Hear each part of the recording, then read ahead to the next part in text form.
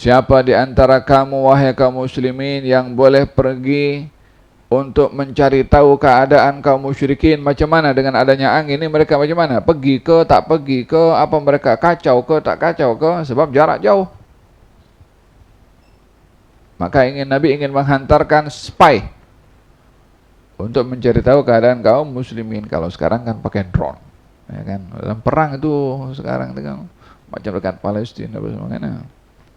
Untuk tahu keadaan, hantarkan drone. Drone itu ada kamera untuk tahu keadaan. Karena bagian strategi perang adalah mengetahui keadaan lawan. Dulu, yakni manual, hantar orang.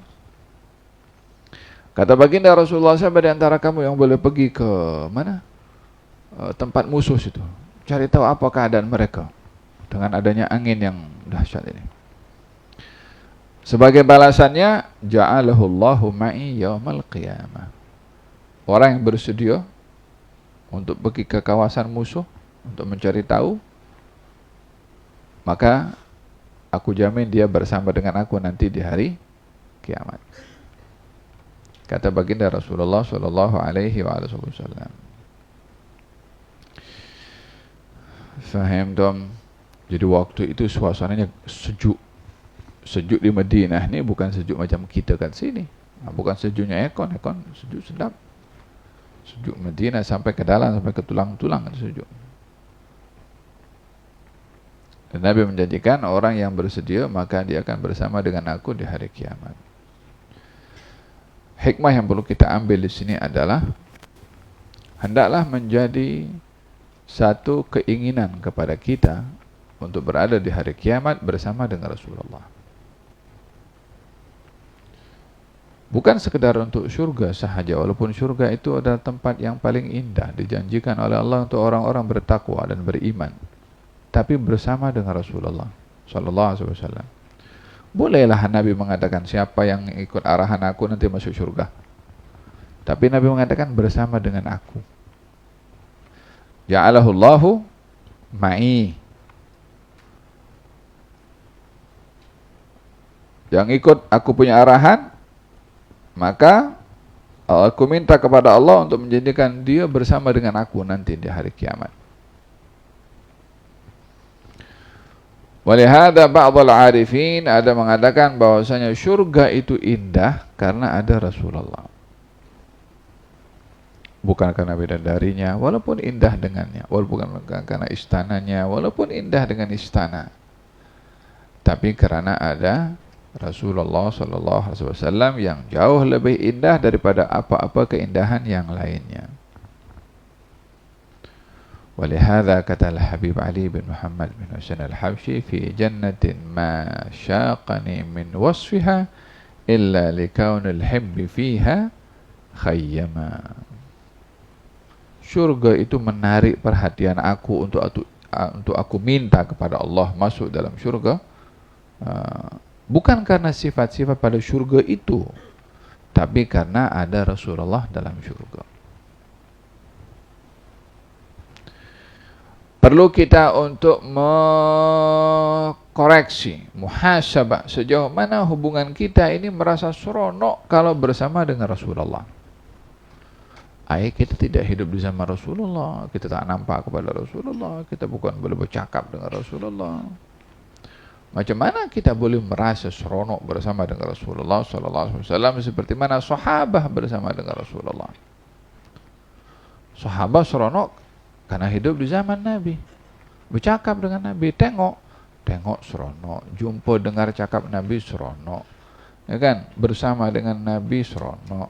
Lah kita macam mana? Kita dengar Nabi cakap? Tidak. Kita nampak Nabi bergerak? Tidak. Kita pun hidup 14 abad setelah Rasulullah sallallahu alaihi wasallam.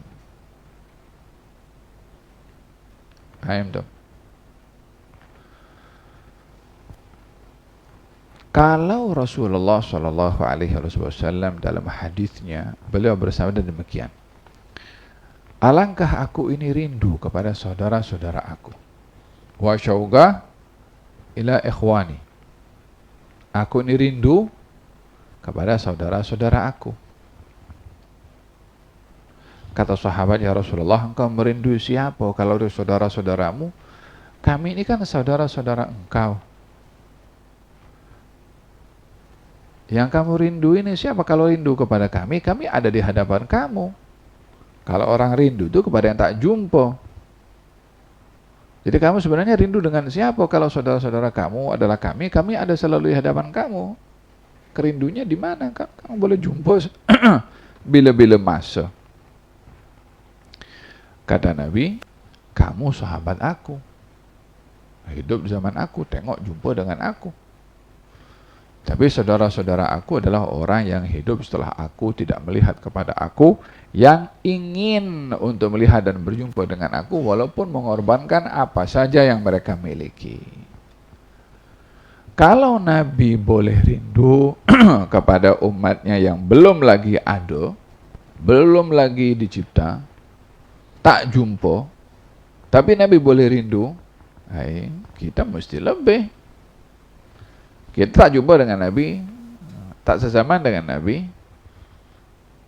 Seharusnya yang patut dirindu itu siapa? Kita rindu Nabi atau Nabi rindu kita? Nah, yang memerlukan itu siapa? Nabi perlu kita atau kita perlu Nabi? Of course kita yang perlu Nabi. Nabi Masya Allah subhanahu ditempatkan tempat yang amat mulia oleh Allah subhanahu wa ta'ala. Tapi walau demikian pun juga, Nabi itu membuka ruang. Kamu jangan berpikir tak boleh dekat dengan aku karena beda zaman. Aku walaupun jauh dengan kamu zaman, tapi aku rindu pada kamu. Nabi kalau berkata bersabda demikian, alangkah aku rindu kepada saudara-saudara aku, yaitu umat yang hidup setelah Nabi tidak tengok, tidak jumpa, tapi dirindu oleh Nabi. Umatnya pun yang tak jumpa, yang tak tengok, mestilah juga punya rasa rindu seperti Nabi SAW. Macam mana nak rindu kepada Nabi? Ya sirahnya ini dibaca, dihayati, sunnahnya pun diamalkan. Makan tangan, apa sebab makan tangan guna tangan kanan? Bukan karena kebiasaan makan dengan tangan kanan, karena Nabi makan dengan tangan kanan. Cuci tangan, kenapa kita mesti cuci tangan kalau makan? Bukan karena masalah bakteria ada dekat kuku sini untuk kita bersih supaya makanan jadi sehat. Kita cuci tangan ini karena Nabi cuci tangan, walaupun pada akhirnya nanti ya betul kita kena bersih supaya tak ada bakteria dengan tangan. Itu sebab-sebab nomor 9. Letakkan nomor 1 dulu adalah karena Nabi cuci tangan sebelum makan. Kan? Kenapa kita mesti cuci tangan setelah makan? Karena Nabi cuci tangan setelah makan juga. Kenapa kita baca bismillah? Ya karena Nabi makan baca bismillah. Kenapa setelah makan baca alhamdulillah? Karena Nabi bila selesai makan ucap alhamdulillah.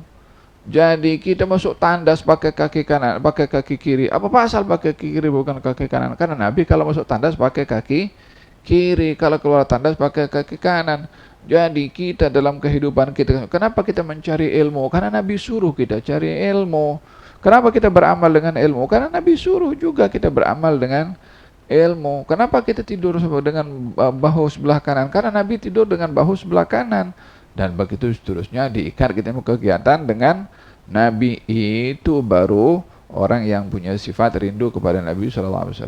Yang tak makan dengan tangan kanan ke tangan kiri ke, masuk tandas dengan kaki kanan ke kaki kiri ke, tak peduli, mana boleh untuk dikatakan dia rindu kepada Rasulullah SAW. Mana boleh minta bersama dengan Rasulullah SAW kalau sifat perbuatannya jauh daripada Rasulullah. Faham dong? Oleh hadza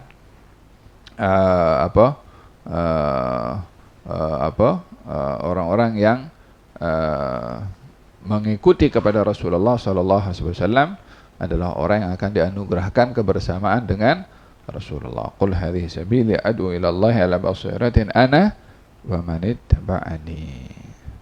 Ini jalan aku mengajak manusia kepada Allah Subhanahu wa taala dan dengan keadaan basirah, ma'rifah, ilmu.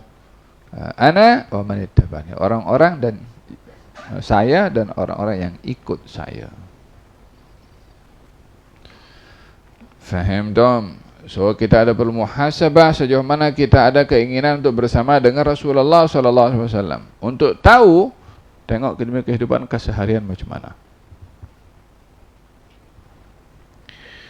Maka kata baginda Rasulullah, yang bersedia maka dia akan bersama dengan aku nanti di hari kiamat.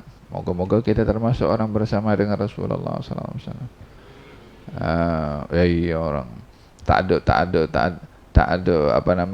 ada lagi yang lebih indah daripada orang bersama dengan Rasulullah di sana, tapi dengan catatan bersama dengan beliau di sini dulu. So kita tak boleh tipu diri sendiri, kita boleh tipu orang lain. Mungkin orang tipu tak tahu, tapi nak tipu diri sendiri, mana boleh. Saya nak tipu diri saya sendiri, mana boleh kan kita. Kalau orang ditipu, yang ditipu tak tahu. Kalau nak tipu diri sendiri, macam mana kita tak tahu? Tak mungkin. Macam mana kita nak tahu kalau kita penipu terhadap diri sendiri atau tidak? Dengan kita tengok apa kita buat, amalan kita keseharian, ikut dengan Nabi atau tidak. Kalau tak ikut, janganlah kata aku cinta pada Rasulullah. Janganlah nak kata kalau aku nak bersama dengan Rasulullah. Perbuatan kamu tak betul, tak sama dengan Rasulullah. Macam mana nak dapat? Faham tak? Razaqanallahu wa iyyakum kamalal ittiba'. Walihada kita sehari-hari minta doa, warzuqna kamalal mutaba'ati lahu. Ya kan? Kita hari-hari minta atau tidak? Warzuqna kamalal mutaba'ati lahu. Ya Allah anugerahkan kepada kami kesempurnaan mengikut kepada Nabi sallallahu alaihi wasallam. Naam. Fasakatna falam yujibhu minna ahadun. Naam. La ilaha illallah.